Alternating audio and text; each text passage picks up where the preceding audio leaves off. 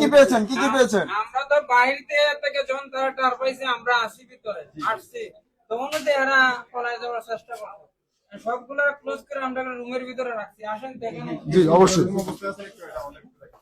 প্রিয় দর্শক, এই যে এই মুহূর্তে আমরা দেখানোর চেষ্টা করছি এখানে একটি বাড়ি থেকে মোবাইল থানা পুলিশ তাদের অভিযানের মাধ্যমে কয়েকজনকে মাদক সহকারে আমরা যতটুকু জানতে পেরেছি অ্যারেস্ট করেছেন। এখানে মিরাজ ভাই মিরাজ ভাই কই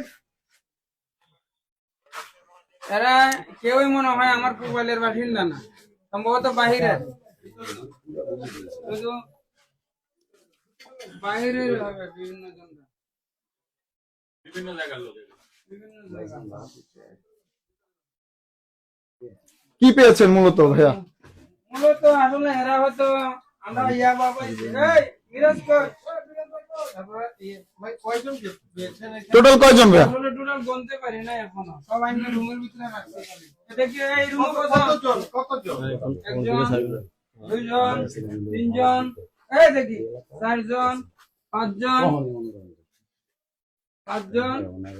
ছয়জন সাতজন আটজন নয়জন টোটাল 9 জন পেয়েছেন কি ভাইয়া মূলত? সেবনরত অবস্থায় পেয়েছেন? হ্যাঁ সেবনরত পাইছি আর আমরা কিছু মালও পাইছি। কত কত পরিমাণ? রিকভারি কত পিস পেয়েছেন? জি অবশ্যই, যে এই রুমটাতে মূলত মাদক পেয়েছেন আমরা দেখার চেষ্টা করছি।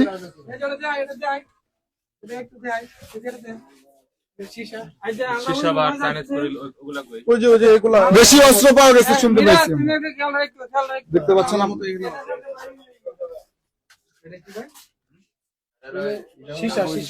সীসা। সেবনের রুম কোনটা ভাই?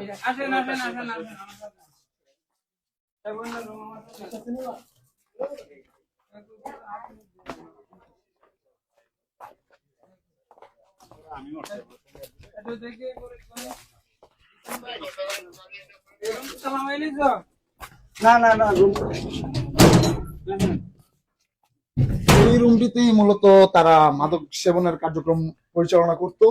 আমরা দেখানোর চেষ্টা করছি আপনাদেরকে যে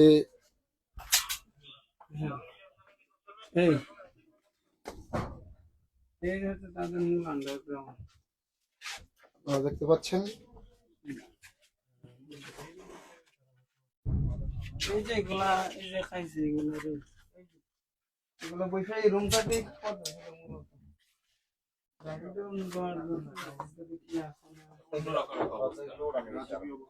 রাজকীয় অবস্থা, বাইরে থেকে কোনোভাবে বোঝার ব্যবস্থা নেই যে এটার ভিতরে এতটা পরিমাণ।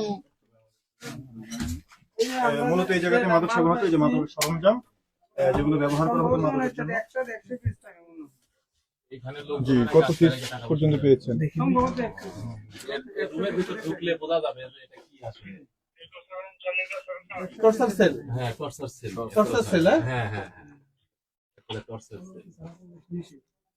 বাহির থেকে কোনোভাবেই বোঝার পরিস্থিতি নেই যে এর ভিতরে ইনসেট একটি বাড়ির ভিতরে এ ধরনের পরিবেশ তারা তৈরি করে রেখেছে।